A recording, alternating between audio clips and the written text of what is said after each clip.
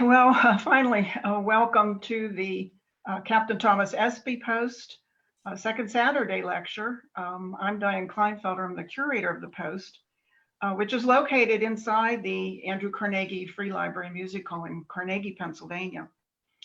And on behalf of the staff and all of our volunteers, we would like to wish everybody a very happy and healthy New Year. As you can see, we're still broadcasting via Zoom. The library and of course the SB Post remain closed, but we're hoping that we'll be able to open soon.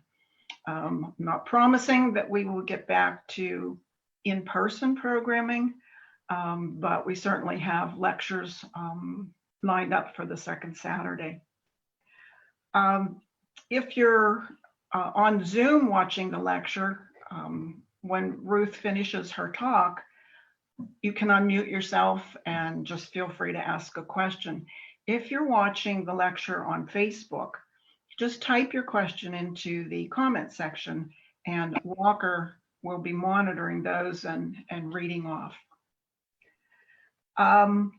Speaking of volunteers, our speaker today is a very dedicated volunteer for the SB Post. She comes in on Saturdays to give tours, and she has been volunteering for quite a while now, coming in almost every week, at least while we were open, to transcribe the minutes of the meeting. And she's such an enthusiastic volunteer, and you can just tell that she loves history, because I'll be sitting over at my desk and she's over at the other desk, and she'll just get all excited about something that she has uncovered, in these minutes from, 100 years ago. So when she approached me about speaking, I knew that she would be an enthusiastic speaker. Ruth has written several fiction books, and I don't know how anybody sits down and writes a fiction novel. I mean, you almost have to have the entire plot in your head. But Ruth's books are actually based on her family. She was born in Kentucky, and she has cousins that served from both sides. So she's going to share those facts with us today, and I look forward to hearing that. But let me tell you about February's talk before I turn it over to Ruth. And that is Ken Surface. Ken has spoken several times before, and he has very often participated in our April Civil War Living History Day, because he portrays General Grant. And he will be with us as General Grant on Saturday, February the 13th at 1 o'clock. And in real life, Ken is a railroad enthusiast. In fact, he loves the railroad so much that he went and got a job working for the railroad. So his talk is going to be, as General Grant, talking about the importance of railroads during the Civil War. So I hope that many of you will be able to join General Grant and listen in on February the 13th. So I'm going to turn it over to you, Ruth. And again, we apologize for all the mix-up on the Zoom meeting number. Well, I welcome those of you who are here. I'm going to share screen now because I have slides I'm going to be showing you as I speak. Let's see what I can do here. Share screen. All right.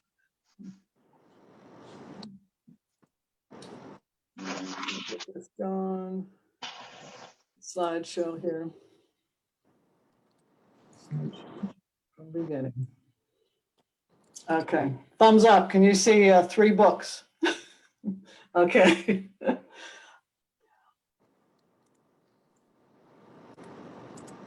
Okay. I taught middle school history for 20 years before I retired in 2012. And I always told my students that we were about to embark on an amazing journey and it was their story. As we studied United States history, we would be studying the story of their very family. And they got used to me saying, if we were talking about the Constitution of the United States being written, I would say, and where were your great, great, great, great, great, great grandparents when this was going on? And it really engaged the children. And I am proud that I turned a lot of young children onto history. And it should engage all of us, because history is not something dry and boring. History is an amazing story of the people that came before us. And my whole life, I was like, whoa, where were my people? Who were they? What were they doing? And my greatest dream was to unearth a lot of that. And I did that when I retired. I'm one of those people who am doing in retirement exactly what I always wanted to do, having the time to research the past, become the amateur historian I always considered myself, and just continue to tell stories about our past, basing those stories on what happened to real people who lived it.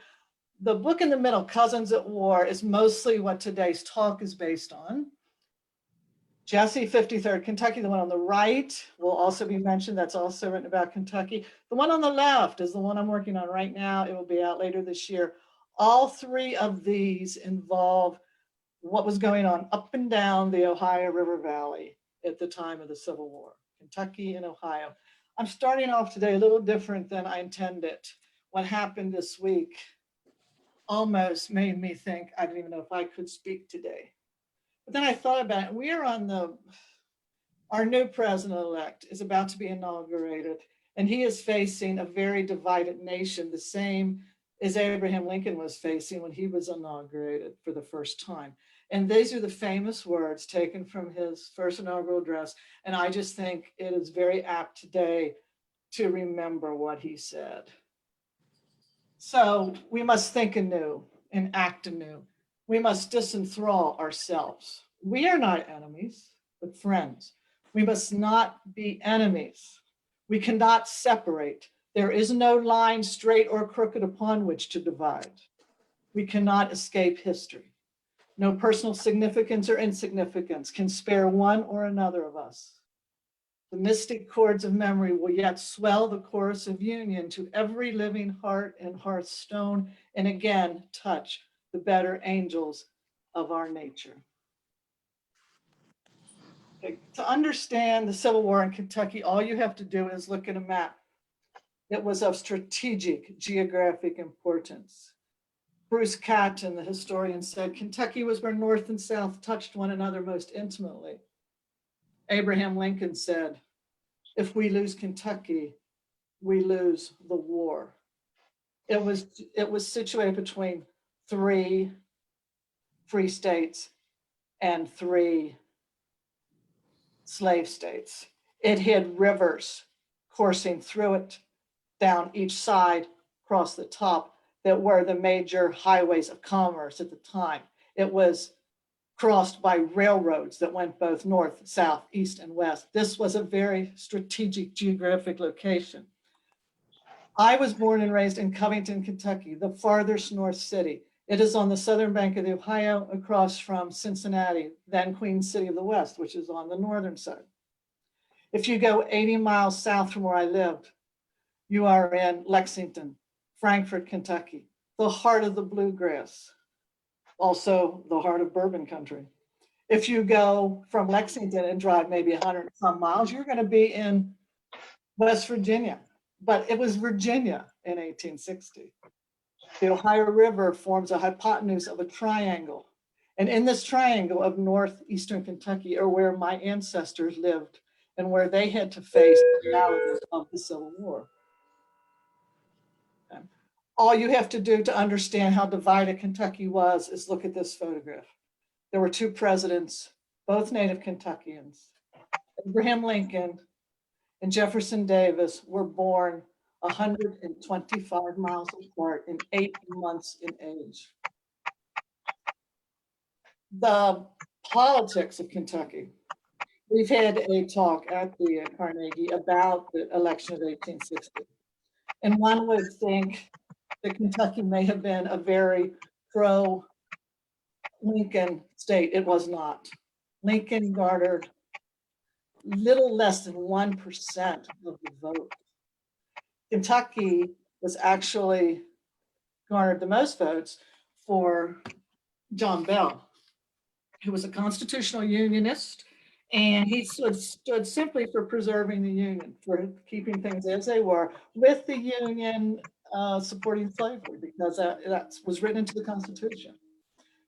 Breckinridge, who was the Southern Democrat, got 36% of the votes, and he was the immediate vice president to Lincoln's administration. You have to understand that. He was coming out of being the immediate vice president. He was pro-slavery, and he got 36% of the vote. Douglas, the Northern Democrat, had 18% of the vote, and Lincoln, as I said, only won in that election. There were two governors in Kentucky. Beriah McGoffin, the fellow with the beard, was the legitimate governor, and he was Southern sympathizing, but promised to fight for neutrality, and he did so until '62, but he just could not work with the Unionist legislature, and they wanted someone else. George Johnson, the man on the right, was Confederate governor of Kentucky. There was a shadow government put into in late '61. It did not last very long, and it would travel with the Southern Army out of Kentucky, where it eventually died. The Confederates were never successful in, instituting a formal Southern government in Kentucky. It did not work. Slavery in Kentucky. In 1860, enslaved people constituted about 20% of the population. Slave owners numbered more than 38,000, which was the third highest total behind Virginia and Georgia. This probably surprises some of you. If I asked you, you'd probably say, well, Alabama or Mississippi, but no, there were 38,000 individuals who owned slaves in Kentucky. However, here's the big proviso. Only 57% of these people owned 4 or more slaves. 57% owned 4 or fewer slaves, I'm sorry. So they were not these huge plantations in Kentucky. In Lexington, Fayette County, 1 out of every 4 persons were enslaved. And this shows you, this broadside is from about 6 years before the war. There's a man living on Carter Plantation at Lewis County, Kentucky, which, by the way, is right on the Ohio River, across from Ohio. And he's moving to Indiana. Indiana's a free state, so he has to dispose of his property. He can't take slaves into Indiana. So he's selling like 20 some individuals here, and that's how it was done. As crude as it is there. That's 1855, the Lexington, Kentucky slave market. The factions. Kentucky was split pretty much like most conflicts in this country, third, a third, and a third. Okay, a third of the people were pro-slavery, mostly South and Western Kentucky, where the lifestyle was most resembling the Deep South. Another third were Meeting stream just live. moving away from slavery, ideologically. Erst mal anklicken. Yeah. And north and east is where my family was living. The third faction didn't care about slavery that one way or the other. They just wanted to be left alone, basically. How they fought. About 100,000 men joined the Union Army, and that includes 24,000 black soldiers after April '64. If you take away those 24,000, you still have 75,000 men versus only 25 to 40 for the Confederacy. They're still, and this is interesting because if Kentucky did lean more pro-unionist at the beginning of the war, by the decade following the war, it was a complete turnaround. And the views of Kentuckians were turning towards the cause of the defeated South. These are the notable Confederate leaders at the time. Kentucky was not the land of Robert E. Lee and George Pickett and Longstreet and Jackson, those fellows. These were the Confederates that terrorized and lived in the daily lives and minds of the people in Kentucky. And the most famous of them was John Hunt Morgan out of Lexington. Morgan is known for being a partisan raider in the manor of Mosby in Virginia. And he was very efficient at going behind the Union lines and wreaking havoc, destroying bridges, railroads, raiding towns, and that sort of thing. He was a man of mythological stature. While he was alive, and unbelievably, he became godlike after he died. And it was his statue, which was recently removed from downtown Lexington to a less public spot in a cemetery park-like place, along with Breckenridge.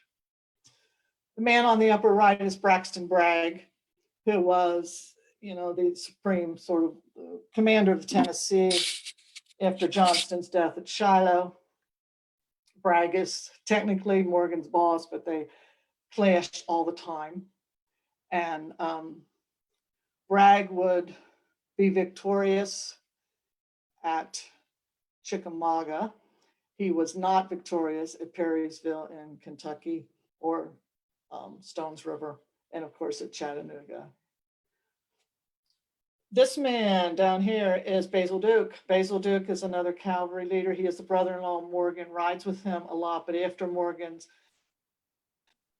capture and death, eventual death, he continues on until the end of the war, Basil Duke. Breckenridge, the former vice president and presidential candidate, becomes a leading general in the Confederate cause. He does have field commands, but he's also becomes involved in the high staff of Jefferson Davis. He's probably most influential in what he did after the war, in that he wrote articles and books about the Southern cause and was very much influential in turning Kentucky into a more southward leaning political place. After the war, Kentucky elected many officials who had been Confederate officers, not the other way around. And a lot of that is because of this man, Breckenridge. Okay. The Union generals who were noted in Kentucky, if I was there with you in person, I'd do a test to see if you could recognize these men. This is General George Stoneman. And Stoneman did fight in the Eastern Theater. He was involved in Chancellorsville, where he did not get along well with the other generals. There were big problems there. He sent them to the Army of Ohio. He's in the Western Theater. He is most noted in Kentucky for two raids that he conducted. The one near the end of 64, December 64, he takes 5,000 horsemen from Kentucky and Tennessee and goes into southwestern Virginia, where his mission is to capture the salt works at Saltville, Virginia, which he does. Along the way, he destroys other mining operations, a lot of infrastructure, that sort of thing. And it is that raid to Saltville that I talk about in my book, Jesse. My great-grandfather, Jesse, rode with Stoneman's cavalry, and I portray that story in Jesse. This is Juan Carlos Buell. Juan Carlos Buell is most famous for, at the 11th hour, appearing at Shiloh to reinforce Grant, and of course, turn the tide of that battle. He comes into Shiloh with, at least that I know of, 3 of my ancestors, great something uncle, a couple of them, and a ancestral cousin, the 6th Ohio. They were all with the 6th Ohio. The 6th Ohio was one of the regiments that marched into Shiloh with Buell. He was criticized for his field command there, and he's also the general who won the Battle of Perrysville in Kentucky, the real large typical normal battle that they had in Kentucky that would be comparable to battles in Eastern Theater. However, he was criticized for not pursuing Bragg and was relieved of command. This is Stephen Burbridge, the fellow on the right. He had field commands and but he's most famous for being the iron fist that was in charge of martial law in Kentucky for most of the war and shortly afterwards. And he was called the Butcher of Kentucky for how terribly he treated anyone who sympathized with the South. And he too is responsible for some of the bad political decisions that happened in Kentucky post-war because of the way he treated the populace. There were divided Kentucky families for sure. And these are some of the famous ones. Okay. We have over here on the left, John Crittenden. And he died in the middle of the war, but he's most famous for, and you may remember the Crittenden Compromise. And this was an act that the federal government tried to put through to avoid the beginnings of war. It didn't work. And when he had been a former governor of Kentucky, he was twice U.S. Attorney General under William Henry Harrison. He served in both houses of Congress. And when war broke out, he has one son who's a general in the Confederate Army and one who's a general in the Union Army. Henry Clay, the most famous Kentucky statesman, actually dies before the war. But he was certainly involved in the pre-war strife for decades. He represented Kentucky in both houses of Congress. He was Secretary of State and also Speaker of the House. And when war broke out, you couldn't get more straight down the line. He had 3 grandsons fighting for the Union and 4 grandsons fighting for the Confederacy. John Breckinridge, this was, as I said before, was Vice President of the United States before the war. He becomes a general for the Confederacy. He has 2 cousins, though, who are fighting for the North, 2 for the South. And I don't even have on here Mary Todd Lincoln, who was from Kentucky and had relatives in the Confederacy while she is married to the President of the United States. My divided Kentucky family. One thing you have to understand about the pioneers coming into Kentucky, there were 2 routes. And one route was Daniel Boone's overland route through the Cumberland Gap, through the mountains. And those people that are going to be coming with him are more likely to be from far southern Virginia and the Carolinas. But there were other people who migrated to Kentucky, thousands and thousands of them, who came down the Ohio River from near where I'm speaking today, from Pittsburgh. They would literally build their flatboats on the Monongahela, the Mon, and then float down the Ohio. Once you got to the area where they wanted to settle, you made a choice. If you got off your boat on the southern bank of the Ohio, you were in literally Virginia until it became a state. Then you were in post 1792, you were in the state of Kentucky. If you got off on the northern side, and anybody that read McCullough's book, Pioneers, is gonna know this story. You get off in the area of Marietta and the beginnings, the Northwest Territories, and then to be the state of Ohio. And this was all happening in the late 18th century, very early 19th century. And that is when 3 branches of my family would come down that river, and depending upon where they got off, it would affect their families for generations. And the first of those I want to talk about is Dempsey Carroll Jackson and his wife Molly from Fauquier County, Virginia. They literally came to Maysville, Kentucky, which was then called Mays Lick, in 1792 when Kentucky became a state.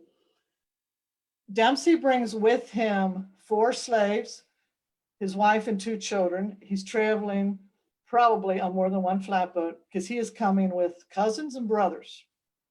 And they are going to claim land given to their fathers for service in the American Revolution and for work that was done in surveying and whatnot, the Northwest Territories. So they have land and slaves when they come. When Dempsey gets off that boat, he's already in a higher socioeconomic class because of owning slaves, even though he's going to take his axe and clear land just the same as the people that are working next to him. These names, these folks are descended from old Virginia families. Dempsey is a distant cousin of Stonewall Jackson. Molly is a distant cousin of George Pickett. And I don't think it was all that distant. I haven't figured that out exactly yet, which makes me distant cousins of those folks. So they are coming to establish their new home, and they're bringing with them, obviously, very Southern leaning sentiments. William Allender would come to Kentucky, also from Virginia, but from a different part. He's coming from what's called the Northern Necklands of Virginia, which is now Hampshire County, West Virginia. His father also had a named plantation in the Northern Necklands. But William is not the oldest son. William and his brother have to make it on their own, but they're not sent to Kentucky penniless. They're coming and they are starting farms in what is now Fleming County, and it is gorgeous farmland. One can see why they're there. Again, they come in groups, and William would marry the daughter of Dempsey and Molly. And eventually these people begat me. At the same time that William is coming, this is probably around 1800, John Snicker Stallcup is coming to the Ohio side of the river from also the Northern Necklands of Virginia, which is now West Virginia, Mineral County, West Virginia. And he's descended from Swedish settlers in early New Sweden, which became Delaware County. So he's a little different story. Rather than coming from Virginia like these fellows did, he's coming from originally from his family from the Delaware colonies, and he's settling in north of Marietta, which is more near, probably about the second group of people that came into Marietta, closer to what would be Chillicothe, Ohio now. But you take the three of these men, their grandsons would be the soldiers in my books. And you can see from their history that these sons would possibly have inclinations to one side or the other, but they're both the same family. Okay, the most famous descendant of these folks would be Dempsey Jackson's youngest son, Claiborne Fox. And he's the governor of Missouri when the war breaks out. And he's actually in, some third grade, fourth grade uncle of mine. Okay, so he's elected governor on an anti-secession platform in 1860, but he's secretly working behind the scenes for secession. He is a friend of Jefferson Davis, and they are secret correspondents. And there had been a big migration around in the 1820s, 30s of people moving from Kentucky on to Missouri, and Claib was what they called him, and his brothers were some of that migration into Missouri. So that was quite common. And they, of course, had slaves. They took them with them from Kentucky when they moved. After the fall of Fort Sumter, Lincoln calls for every state to provide so many men to fight. And Claib is the one who famously said at the end of his statement, "Not one man will the state of Missouri furnish to carry on any unholy crusade." Okay. He is ousted by the pro-Union Missouri State Convention in July of 61, not long after he would have refused to cooperate. He's exiled to Arkansas, where he continues to cooperate with Jefferson Davis and tries to raise an army to retake Missouri for the Confederacy. However, Claib dies of stomach cancer in December of 62. Nothing ever comes of what he's trying to do. And he's buried in Arkansas. Okay, so these are the never famous, my ancestral cousins, uncles who fought for one side or the other, and whom I wrote the books, Cousins at War and Jesse. The first is Francis Marion Stallcup, and they would call him Frank, and he would become a member of the 10th Kentucky Cavalry, United States of America, USA. Okay, he has a first cousin, a few years younger, named Francis Marion Allender. They call him Marion in lieu of Francis, or in lieu of Frank. He would become a trooper with the 8th Kentucky Cavalry, Confederate States, Morgan's men. He rode with the infamous Morgan's Raiders with John Hunt Morgan. These two are the children of a sister and brother who both name their sons after the famous Revolutionary War patriot, Francis Marion. If you know from history, Francis Marion was known as the Swamp Fox. And that theme I carry throughout the book, Cousins at War, that you have two cousins named for the same person, and yet have totally different life views. And you can argue either side. And I could see where if you were named Francis Marion and you believed in the cause of the Union, you would say that Francis Marion, the original patriot, was just that, a patriot who helped found this country, and you would defend that country he founded to the end. Or if you were Southern leaning, like Marion, you could argue that Francis Marion, if he were alive 80 years after he actually was, would have instead defended his home country of Carolina versus the United States. That's that name of theirs was very interesting to me. Frank had a younger brother, Sam. Sam literally crosses the river in the early days of the war and joins the 6th Ohio. There's nothing in Kentucky at the time. So he goes and joins the 6th Ohio. P is for Pickett. He winds up being mortally wounded at Stones River on the last day of December, 1862, will die at 21 years of age in a hospital in Nashville, Tennessee. Marion has an older brother, Alex, who will join the 40th Kentucky Mounted Infantry, USA. So here we have a family where two brothers, one fighting for each side. And the drama this can cause in a family is real good meat for any novelist, for sure. Jesse was my great-grandfather.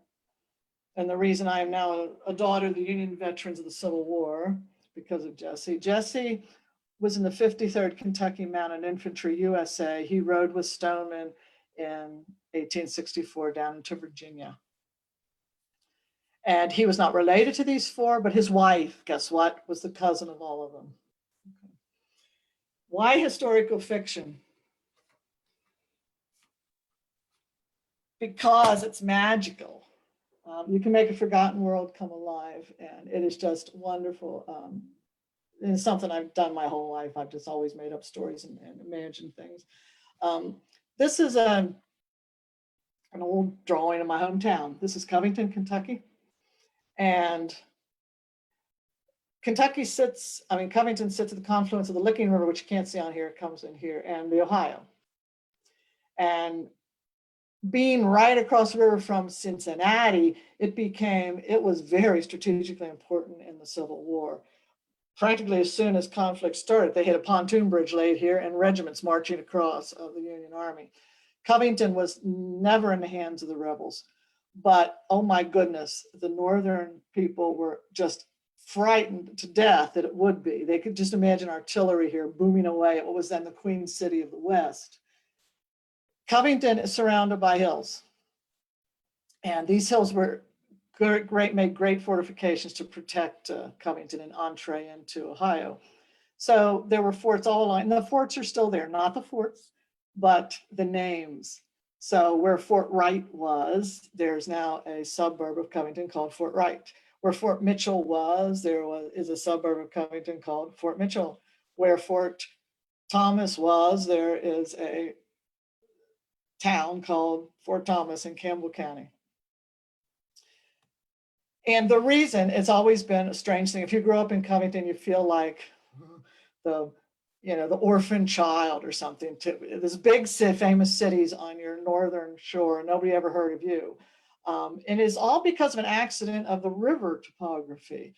The river bottom on the Cincinnati side was just perfect for landing boats, period. Yeah, and Covington's was not. And that's why one developed into such a larger city than the other. This picture here is the John Roebling Bridge. It was designed by the famous John Roebling, who also did the Brooklyn Bridge. In fact, this is a prototype. They built this first and crosses the Ohio between Covington and Cincinnati. And later they spanned the East River in New York. At the time of the war, this was under construction, then it stopped. For obvious reasons, I suppose, and was continued again after the war opened, I think, to first vehicular traffic, probably in late 66, early 67. This bridge was very controversial. It was going to be the first bridge that spanned the North and the South, that actually brought them together, a real bridge, that you would go from what was considered the South and what was considered the North.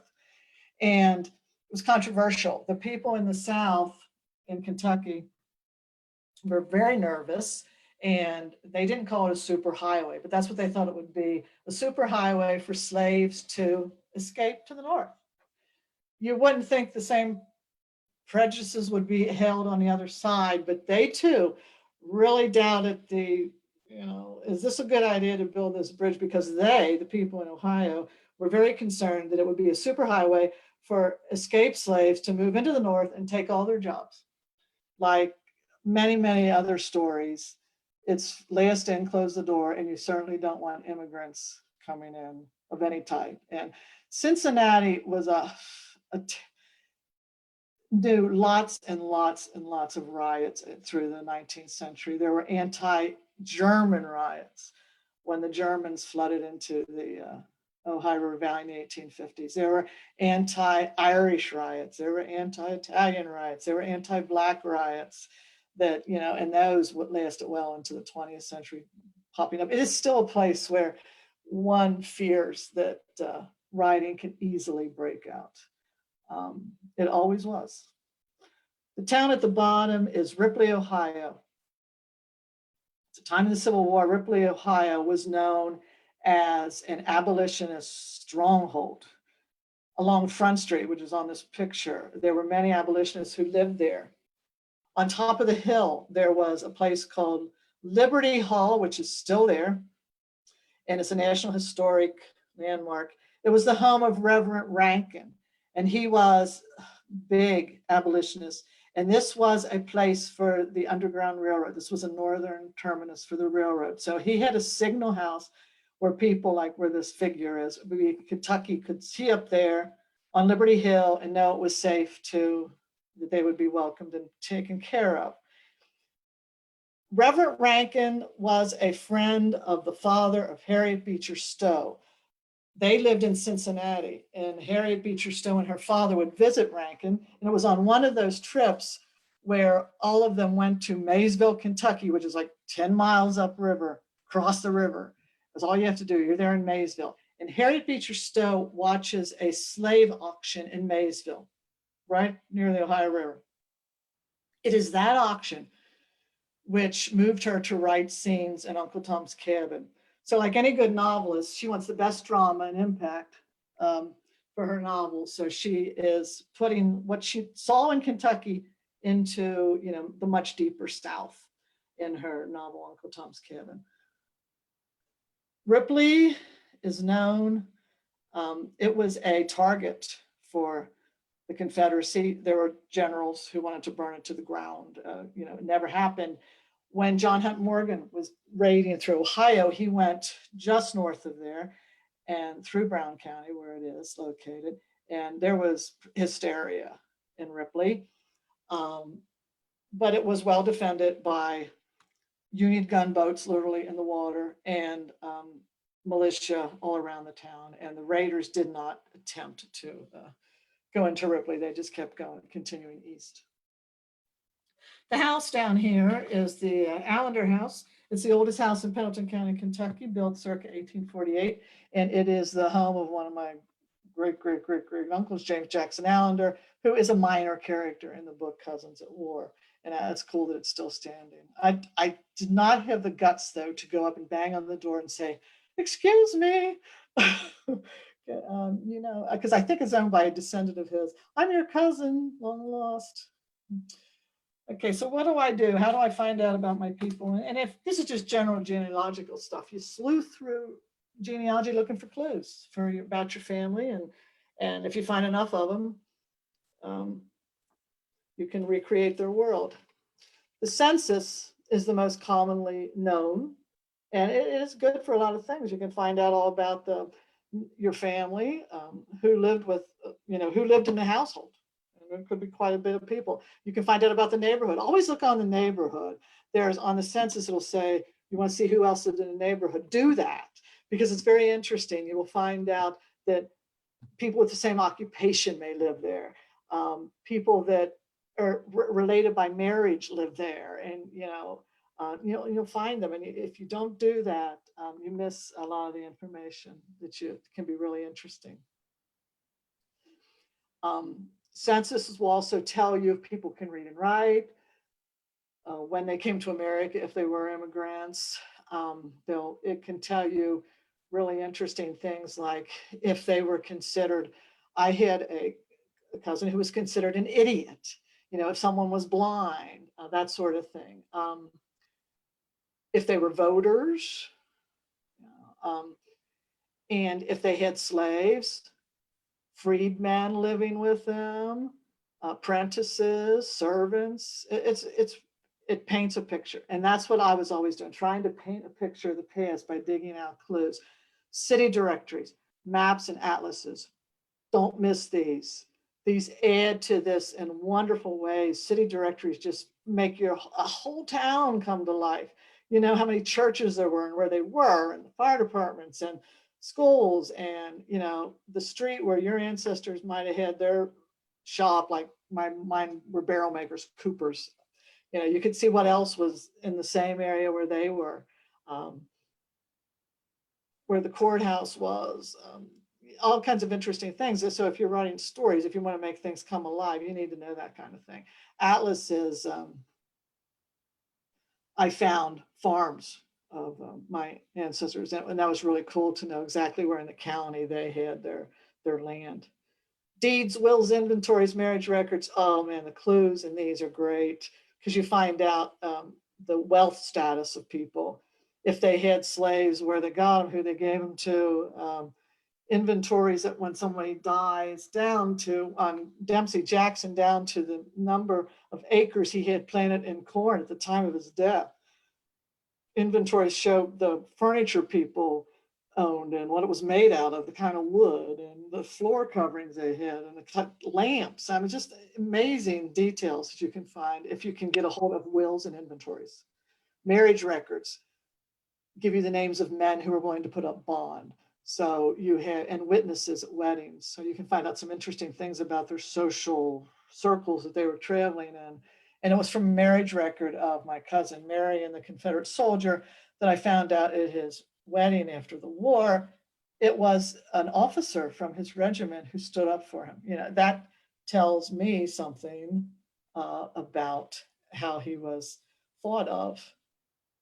Okay, the best thing, of course, are photographs. And photographs are hard to get a hold of, but any you do have are wonderful for learning about your past. And these pictures up here are all of Jesse, my character in Jesse 53rd Kentucky. He was my great-grandfather. And what I liked especially, these pictures of Jesse, of course, he's older. These aren't when he was in the war. He would have been maybe, I don't know, 40 here and mid-50s here. And what I did from both of these pictures, believe it or not, was study them with a magnifying glass, because Jesse got shot in the head. And that's all his pension papers ever said. Gunshot wound to the head in the battle for Saltville, Virginia, on Stoneman's raid. So, I'm trying to envision this wound and how I can fictionalize him getting it. And I literally studied this. And if you look real close, you can't see it, but I could with magnifying glass. He bore the scars of that wound above his right ear for his whole life. And I did know from his medical records he was deaf in that ear, and I would assume that was caused at the time of the wound. Jesse made barrels for a living, and this is one of the pictures from his work life. I don't know. He owned his own cooperage. He then, as the Industrial Revolution continued, and the small guy was put out of business, he became a foreman for many years at a huge, unbelievably large cooperage on the banks of the Ohio in Cincinnati. In this picture, I studied this picture for his body language. I have to take men I never met and give them character, make them have a personality in it. And I did strange things. From as strange as studying their signature with handwriting analysis, which is fun to do, to this picture of Jesse with body language. And when you stand open like that, that points to a very expressive, hands-on personality. His foot is forward. He is totally he does not fear us at all. He's totally open. He is not a threat, but he does not fear us at all. He's a very he's very sure of himself, this guy, is where we won't go to this guy here, hiding behind two barrels stacked up. But this tells us a lot. I did that with all my men as far as their signatures. And interestingly, his signature is the same thing. He makes big open letters, very optimistic, very confident kind of handwriting that he had. And in the Army, he was 19 years old. He signs up as a private. 10 days later, they make him a corporal. So he's a non-com by the time they leave Covington and start south. And that's where he stayed. These people down here are all Allender Jackson folks. And that's Claiborne, the governor again. And what I found interesting here with James Jackson Allender, with his daughter, and with his uncle, but they were more like cousins in age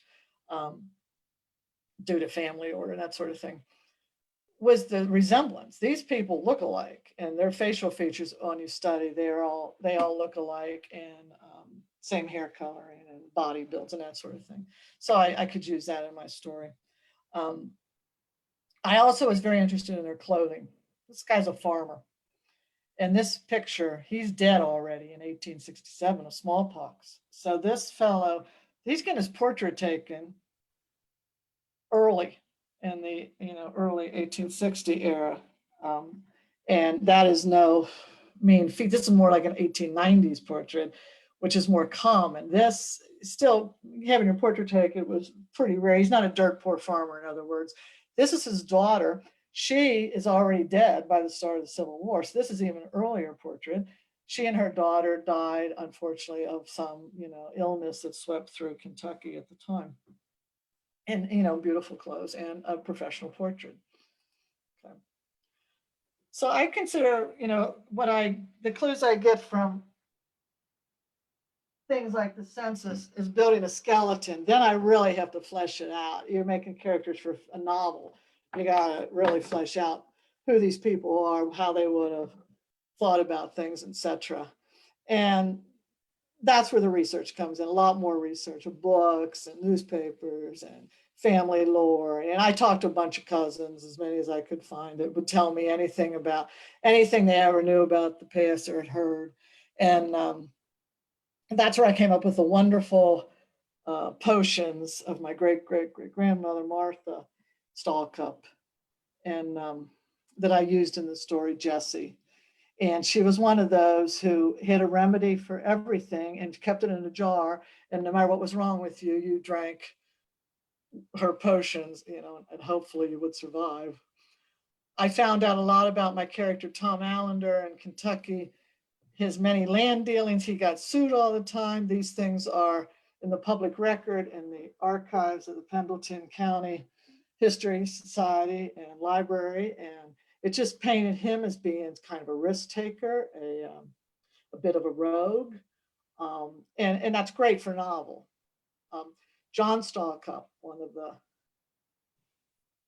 he's a businessman in Maysville. He's a cooper, another cooper, barrel maker. He has his own business. He's in the Home Guards. He's in the newspaper a lot. When I searched for him, I found him in the newspaper because he was into politics. So there might be a petition somebody was, a meeting somebody was doing, and he would always be there. The pension affidavit clues are the very best. We'll talk about them in a minute. And then oral histories that I found in Pendleton County, Kentucky, that were written down during the 1930s and 40s about people that had lived there previous in the Civil War. And so grandchildren of the Civil War soldiers were telling stories about how people in those days in Kentucky, Civil War days, were still shooting carrier pigeons out of the sky, how they were raising foxhounds. And if you got foxhounds, you go on fox hunts, which means you have horses. And they told stories about watching foxes leap from stone to stone on the top of a stone. Wonderful, just environmental things that I could use in my book. So I have scenes of my characters doing pigeon shoots. I had to do all this research on shooting pigeons, learning about stool pigeons and all that stuff. And I wrote about the foxhounds. It just made for a great story. And that's all stuff that I found and doing a lot of research into a lot of different kind of aspects of the past. And you can't forget the names. I already told you about the name Frances Marion. People in older times used to name their kids for people they admired. And my favorite among my ancestors is Jesse, in the book Jesse. He has a little brother named Theodore Parker Cook. Theodore Parker was an ardent abolitionist out of Connecticut, and he was very famous. And Lincoln quoted Theodore Parker in his inaugural address and other speeches that he gave. So I'm imagining my great-great-grandparents, okay? They have a son circa 1851, 50, whenever he was born. He was a young teenager during the Civil War. They named their kid Theodore Parker Cook, okay? You would not do that if you did not lean towards the abolitionist side of the equation. So I had no trouble in my book to make that family very understanding and very supportive of emancipation. Okay. Best of all, I think, what we can do in understanding the past is knowing that the people who are famous, the people that give us firsthand accounts of a time, those experiences were common. So even though our ancestors didn't write about what happened at a certain place, a certain time, other people did, but they experienced the same thing. And I have two great examples that I use in my books are Daniel Carter Beard, found at the Boy Scouts. Okay, he was a 12-year-old boy in Covington, Kentucky in April of '65. This is his home. It's still in Covington today. This is his statue, and and the Boy Scout. So he was very famous in his day, philanthropist, a social reformer, writer, illustrator, youth reformer for youth. And he tells in his memoir how it's April '65, it's pre-dawn, and his family is awakened by cannons blasting away. People in Covington forever thought that they were going to be invaded by a huge Southern army. It never happened, but they never stopped worrying about it. And there was always rumors. So Daniel's mother, he's 12 years old, she sends him out into the streets. She says, you go find out what's going on and you come back and tell me. What a good mother. About 5 blocks away from where he would have lived, there was another young boy named Theo Cook, who would have been about 14 at the time. And his father, Riley, Jesse's father from the story Jesse, owns a cooper shop. So he too wanders out into the streets to find out what's going on. And Daniel Carter Beard told us that there were boys out all over the place. This was a great, I guess, thing. Boys, I suppose, were just thrilled with, being the messengers for their families. He goes out, people are shooting guns off, there's more cannons, they see a glow, a fire, not knowing what it is. They soon find out it is not an invasion, it's a celebration. Richmond has fallen at last. Richmond has fallen to Grant. And the place just is going wild. The light, they follow the light, and it is a huge bonfire that is burning on the banks of the Ohio, the southern banks in Covington. And across the river, you can see the same thing happening in Cincinnati, huge bonfires. Daniel Carter Beard tells us that they were raiding the local lumber yard and taking real good lumber out and throwing it into this pyre. We have Daniel Carter Beard's telling us that they're stealing people's chairs, tables, barrels, anything they can get a hold of, throwing it on the fire. So my character, Theo, well, he sees this. He sees some kids he knows from school. He also knows that, guess what? His father has a cooper shop just a couple blocks from the river. That shop is nothing but wood. And that's their livelihood. So it makes for a great chapter, him going back, telling his father what's going on and that they have to protect, their shop and what happens there. And that's from a common experience that everybody in that town would have been doing that day. Another example that I used in Cousins at War was what I learned from Walt Whitman.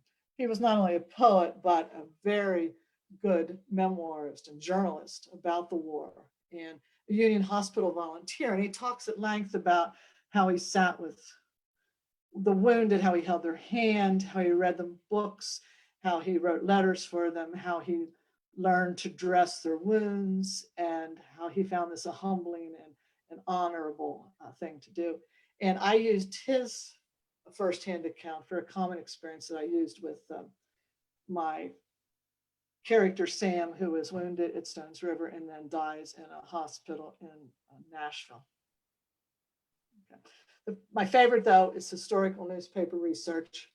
It's a real time machine into the past, and you can go to newspapers.com. It's a subscription, and go to any town, any year, any place, and they have a search engine. So I could search Morgan's Raiders. I could search 10th Kentucky. I could search a man's name, and it will pull up information about them. And it is the best because it is stuff written at the time and how people thought actually at the time. And here on this example, this is from the Maysville Bulletin of September 18th, 1862, I believe. Yeah, and what is going on here? This is just a series of correspondence between a Colonel Gannot of the Confederate Army and Mayor Tressell of the town. The Confederates are encamped about 6 miles south of Maysville, a place called Washington, Kentucky. Maysville is just like Covington. They always thought they were going to be invaded and taken over and that sort of thing. And there is a lot of distress. And what I took is a series of letters, and if you'll indulge me, I'll show you how I put this into fiction in this chapter. I'm not going to read all of them. I'm going to kind of skip around for time. So Mason County, just south of Maysville, September 11th, 1862. Richard Montgomery Gannot paced the floorboards of the parlor in the beautiful Georgian brick home proffered for its headquarters. A colonel under the command of John Hunt Morgan, Gannot had assumed the rank of acting brigadier general with the 7th Kentucky Cavalry Regiment. Gannot had come home, a native Kentuckian. He had been born in nearby Bourbon County. Then we go on. And I said, Gannot was most interested in livestock breeding, in the introduction of Kentucky horse breeds to Texas. But this was far from his mind this morning. Gannot had to contend with the mayor of Maysville, from whom he had received a dispatch. Lieutenant, is your pen in hand? Gannot was not looking at his aide, continued instead to gaze out the window. A spirited band of local boys appeared to be conversing with members of the 7th. His aide noticed the general's distraction. They're coming to us by the dozen, sir, inquiring about enlisting. The younger man was seated at a mahogany desk, ready to transcribe whatever the general dictated. Yes, so it seems. That's one beautiful animal. Gannot beckoned the lieutenant to rise from his chair and look out on the road. He pointed toward Marion and tobacco. Now that, Lieutenant, is what I call a Kentucky thoroughbred. They don't make them finer, sir. Now, shall we begin?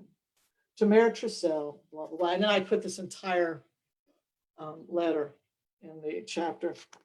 And then we go to Maysville. So we have just met Marion. We already know him in the book, but this is the first time Marion, our Southern boy, sees a whole Confederate cavalry and is totally romance of that. So he's that boy there with his horse Tobacco. Meanwhile, back in Maysville with the mayor, we have his first cousin, John, the businessman. John Stallcup was one of several leaders of the Home Guards, pacing the floorboards of Maysville City Hall, an imposing structure in its own right. Rumor and near panic had been rife throughout the region since late in August, when the Confederate generals Bragg and Smith had commenced a grand offensive into Kentucky. John was in a foul mood. And now we have an entire cavalry regiment under the command of this Gannot fellow encamped in Washington, God Almighty on our doorstep. The mayor raised his hand as if to silence John, but its trembling belied his fervor. Read this again, John. It seems he intends no harm. John grabbed the dispatch. If we assume he's honorable, that's an assumption. A third man spoke up. "How are you going to answer him, Your Honor, this general? We're sitting ducks against regular army." "Sure would have been nice if we'd have kept our own cavalry instead of sending them up to Covington." John smirked. He had been thinking the same thing. The man continued, "And it's not like the Union forces across the river are lifting a finger to give us any sort of protection." "It's not their orders," muttered John. "Their orders are to stop any excursion into Ohio, and us be damned." And then it continues on with the letters going back and forth throughout this eventful day. And it made a great chapter in my book. Another was this rebel raid on Maysville, gotten straight from the newspaper. This, I don't know if this has ever been in a history book. June 18th, 1863.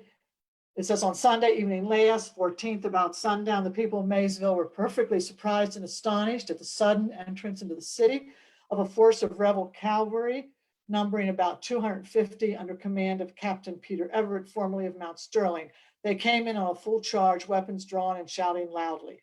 They reported that they did this expecting a fight, having understood, they said, that the town was fortified and garrisoned by a strong force. They immediately took possession of all the streets, picketed all the roads, placed guards around both the banks. They camped in the streets, sleeping on the pavements, their bridle reins on their arms, and feeding their horses on curbstones early Monday morning."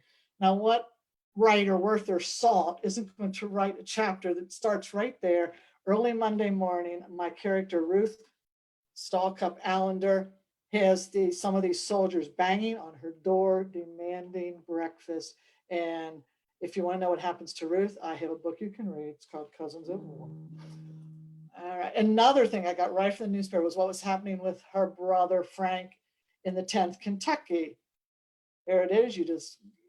I was searching 10th Kentucky, found all their raids, and could develop them into scenes in my book. And this is about when the 10th Kentucky, chasing the same Everett, was involved in a friendly fire with a regiment from Michigan. So they are literally chasing Everett down, across Kentucky, and they're fired upon by men from Michigan. Their horses were shot out from under them. No one in the 10th Cavalry was injured or killed, but my goodness, what drama, what anger they would have had. And just a bit about the raiders of all types were in Kentucky all the time. It was not just John Hunt Morgan. There was this guy, Pete Everett. There was a fellow named Mose Webster, who I hope is not related to my husband's family, but who knows. And there was another fellow by the name of Mundy, who always dressed as a woman with a wig and a gown when he was at the head of his Confederate force. Some really interesting people. A lot of interesting stories from the Civil War. The best of all, I think, to find out about anyone that was in the Union Army was from their pensions, which are on file with the National Archives. And when a man applied for a pension, he had to fill out a lot of paperwork. He had to go and swear that he was so-and-so and he did such and such. And this is where the soldier themselves could speak to me, could tell me what they did and where they did it, and and how they served. And this is where I would find out the information from the service records and the pension records about what a man looked like, how tall they were, their complexion, their eye color. And if they were wounded, this is where you find out. And early on, I wasn't going to have anybody shot that wasn't wounded. And I had some boring relatives, by the way. Their service was just so nothing that I couldn't imagine writing a book about it. But these particular fellows were involved in enough drama to be able to fictionalize it. Others weren't. But Frank says that while a member of the organization aforesaid in the service in the line of duty at Sandy River in the state of Kentucky on or about the blank day of March 1863, he received a gunshot wound in his left knee while engaged in a skirmish with the enemy. When you apply, this is Sandy River, Big Sandy, by the way, the border between Kentucky and West Virginia. When you apply for a pension, you had to have affidavits given by other people who could swear that, yes, they knew you, you were who you said you were, you did what you said you did, you were actually in the Army. Frank's affidavit is by two friends that were in his company in the 10th, John Grigson and James Heflin. I made them. They're both from Maysville, and I put them in my story as companions of his. It's what they said in this paragraph that was made so much difference to my book. They say they were present on Sandy Valley near Louisa, Kentucky on the blank day of March 1863 and seen F.M. Stallcup wounded by a gunshot wound in his left knee. It occurred in a skirmish with the forces of Humphrey Marshall. He was wounded on the line of battle and went to the rear. We were present serving as privates. To me, these documents are almost like sacred. When I hold them, the copies in my hand, well, they're on CD, but I mean, metaphorically, I hold them in my hand, and you get this feeling that maybe I'm the only person ever that read this, besides Frank, his friends from the Army, and the clerks and the people in the pension, in the War Department, whatever. And it's a very sacred, humbling kind of thing. And I did want to present their story as truthfully as I could. This map shows the Eastern Kentucky Civil War battlefields. All of these were skirmishes, all these little X's all over the place. And here's Louisa, Kentucky, where they're talking about, here's the Big Sandy River, here's that valley, and Smoky Valley, maybe where they actually were. None of these men, interestingly, can remember the exact day in March. It was the 25th. I researched that. But what was really compelling to my story was that these men told me they were fighting the forces of Humphrey Marshall. Humphrey Marshall at the time was in charge of the 8th Kentucky Kluk's Regiment, where Frank's first cousin Marion would have been. So this told me that at least once Frank was on the same battlefield as his cousin Marion. Whether they ever saw each other, I do not know. That's conjecture. Of course, being a good novelist, I had to have them see each other. But I know they knew they would have been there. You knew who you were opposite, and they knew what regiment their cousins were in. He was actually versus his own cousin. And the kind of thoughts that must go through your mind, you can only imagine. And it is very good stuff of story. So Marion, the Confederate cousin, rode with John Hunt Morgan. And Morgan had this famous raid, which a lot of you may know about. Started off in Tennessee, goes up through Kentucky, crosses Indiana, all the way across Ohio, almost 10 miles from Pennsylvania before they're finally driven to ground and captured. Unless you've read a lot about Morgan, you may not know that this originally was planned as a diversion, as a behind the lines tactic to help Bragg reposition his army after losses at Stones River, Murfreesboro, down around Corinth, Tennessee, Mississippi. And Morgan was good at that. He was good at going behind the lines and disrupting supply lines and taking out bridges and destroying railroads and all that sort of thing. He was very good at that. But he had asked Bragg permission to cross into Ohio. He thought if he went up north, if he literally went to the north, he would cause such a major disruption, and he did, that he would have soldiers from all over chasing. Perhaps they'd even turn around and leave Tennessee to go after Morgan. He was very arrogant, by the way, and thought he could be that powerful. Bragg said no. Bragg said he was not by any stretch to cross the Ohio River. However, Morgan did not like Bragg. There was a lot of jealousy there. He wasn't impressed with Bragg's leadership. He thought him weak, indecisive, and et cetera, et cetera. He goes on his own into Indiana. He had another goal, which I did not know about till recent research. He had a goal to actually meet up with General Lee in Pennsylvania. He thought if he took his men, his cavalry across through Pennsylvania, he obviously knew that Lee was moving north and he thought he could join them.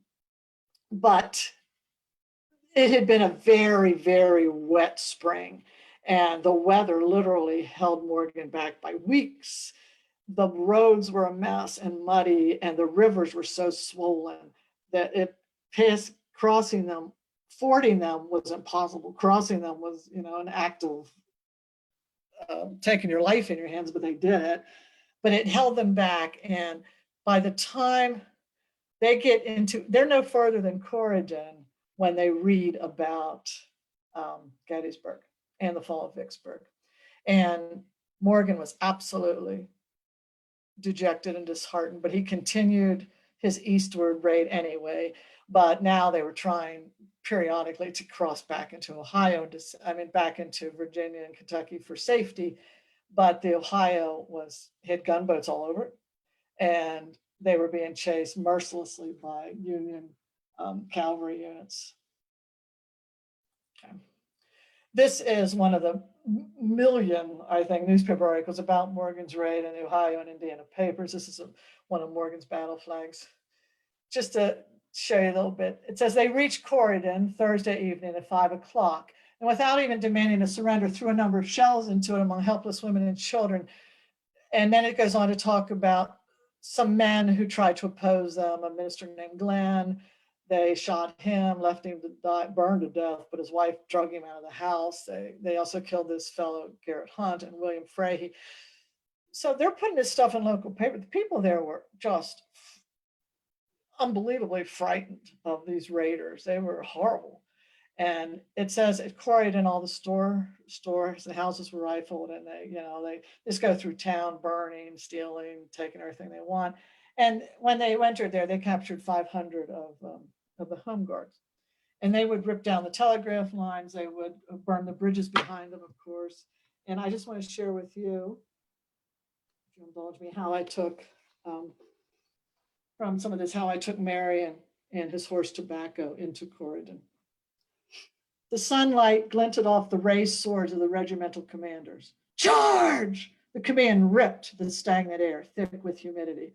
Let's go, Bacca. Marion let out the blood-curdling rebel yell as they sprang forward. It's just like racing, he thought. The thrill of it, neck and neck with other horsemen, he and Tobacco surging as one. He spotted the fence line, behind which citizen defenders of the town were hunkered down. The militia had good cover. He noted that. He'd been waiting for them. How long? Were ready. How well armed? Gunfire, confusion, what he now knew was normal. Some others dismounted. He did not. He heard no order. Checked for the sergeant. Saw no one. Kept going. The music of the parrot gun shells whizzed over his head, ending in a crashing crescendo somewhere behind the defense lines. Smoke hung in the air unfiltered, beginning to blur his vision. His breath came hard. He felt heat, sweat. His shirt clung. Must move. Something. Where? He looked for an opening, pivoted, guided Tobacco in a perfect approach, and soared over a stone fence, landing thunderously near two townsmen. And that's what I was able to do throughout the raid, was just take these articles and change them into fictional scenes with Marion. I tried to follow the 8th because there were a couple thousand men on this raid, and I was trying to follow his people as he rode through and put them into realistic situations. Whoop, let's go to him. All right.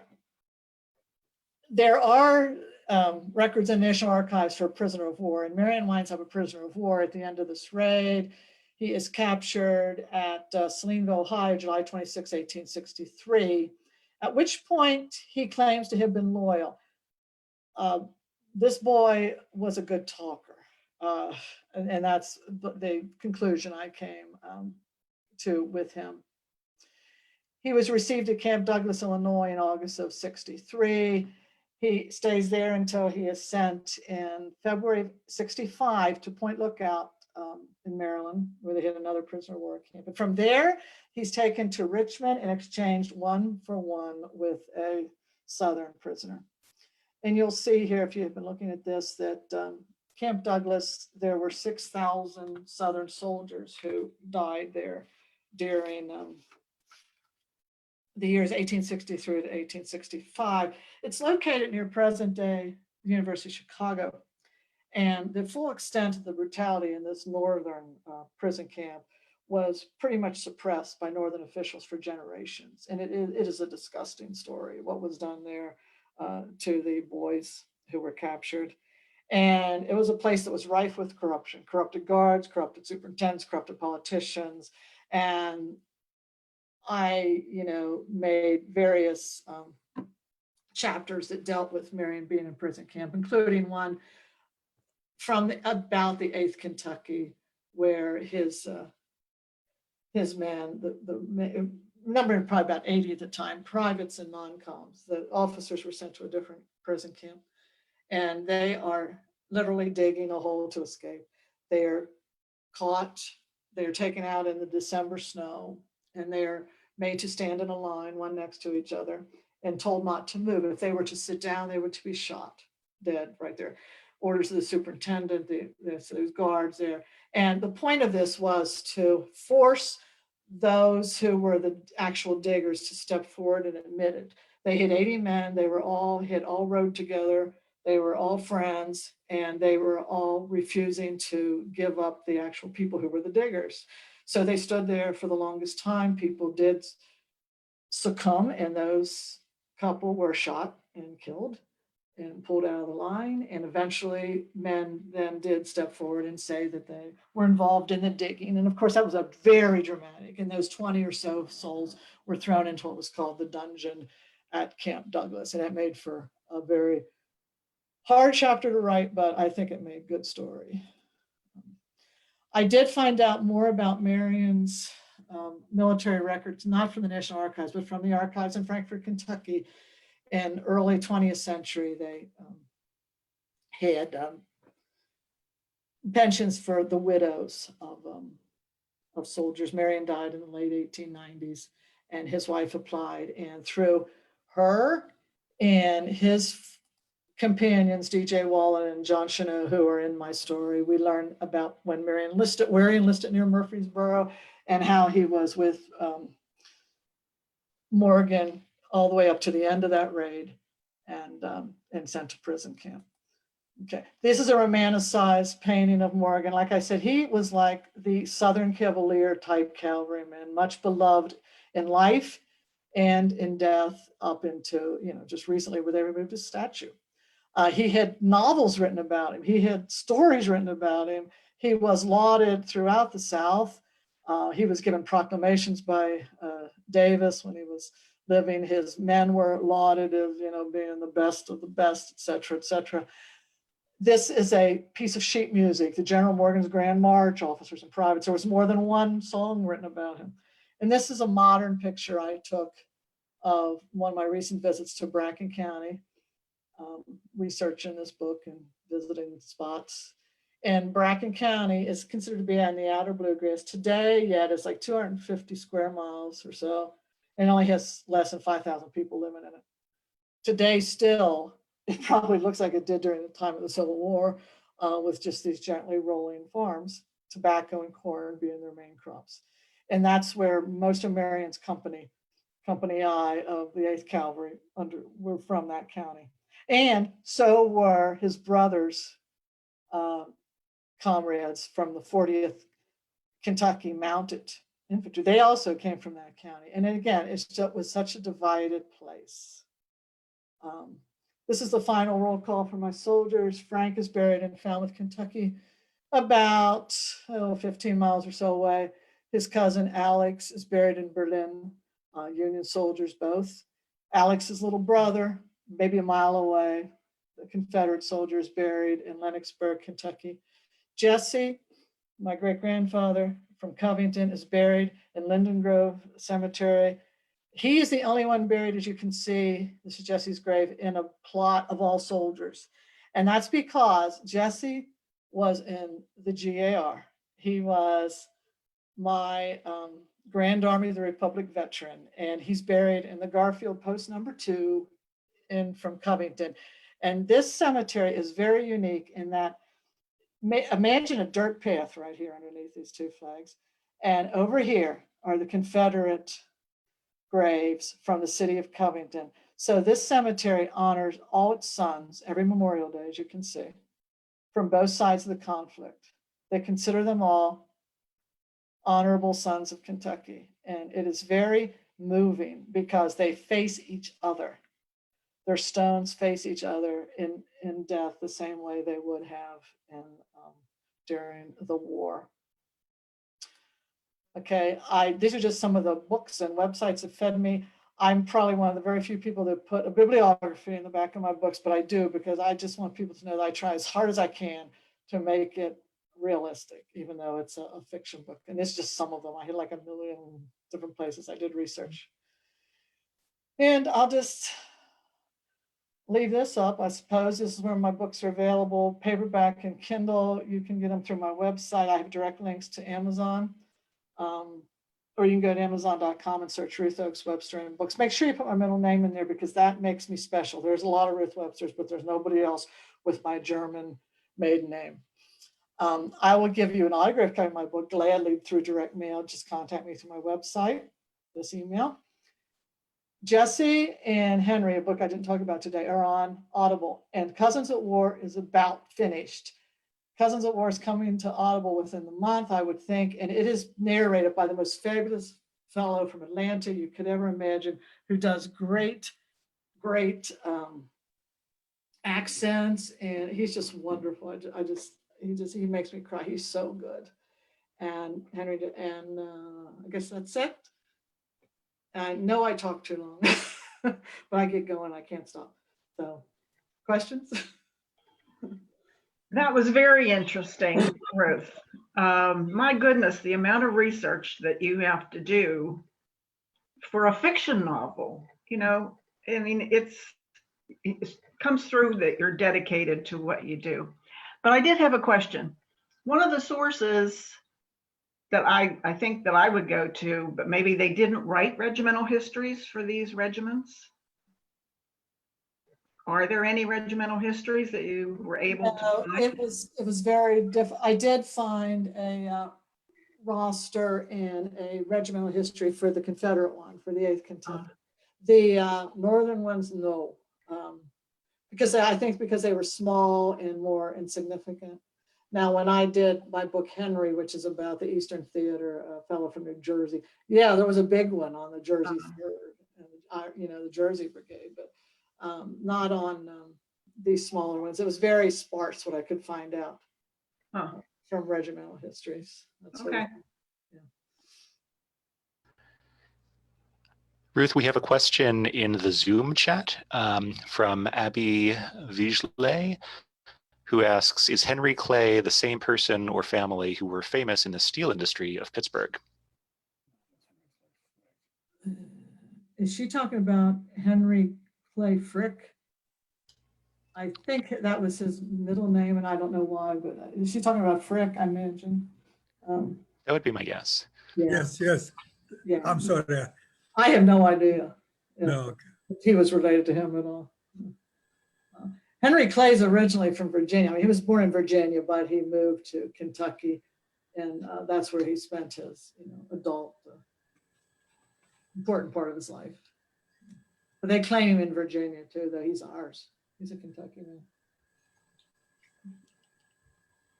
There's another chat question from Noel Busavicki, who asks, what was the name of the town where the Civil War graves face each other again?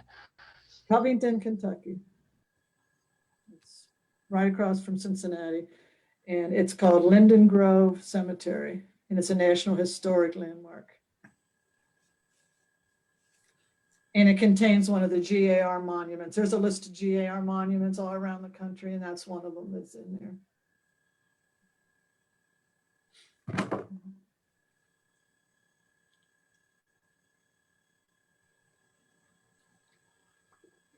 And every time I do volunteer work at the ESPE and at the Carnegie, I'm like salivating and wishing I could read the minutes from when my great-grandfather was with his post. That's a those GAR records really are a gem. Oh, they are, and it is such treasure. Anybody who has not been to the ESPE post in Carnegie, Pennsylvania, needs to get themselves there. Any historian, any person who cares about the Civil War needs to get there. It's a real treasure. Well, thank you, Ruth. And I see that your friend from Germany popped up that made their presence known. So I think this is the first international lecture that we've done. Well, if there's no more questions, the recording of this lecture will definitely be on our Facebook page. Walker, we have a question. Can you put it on our YouTube channel? We should be able to do that. Okay, so we'll try to get it up on our YouTube channel. So if anybody tuned in late, check back on our Facebook page or YouTube and you can watch it from the beginning. Okay, with that then, I'll just remind you that our next meeting is February 13th at 1 o'clock. And General Ulysses S. Grant is going to be talking about the importance of the railroads during the war. So thank you very much. Have a wonderful Saturday. Enjoy the sunshine that's out there. Yes. And we'll see you next month. Very good. Thank you. Bye-bye. Thank you all for having me and for tuning in.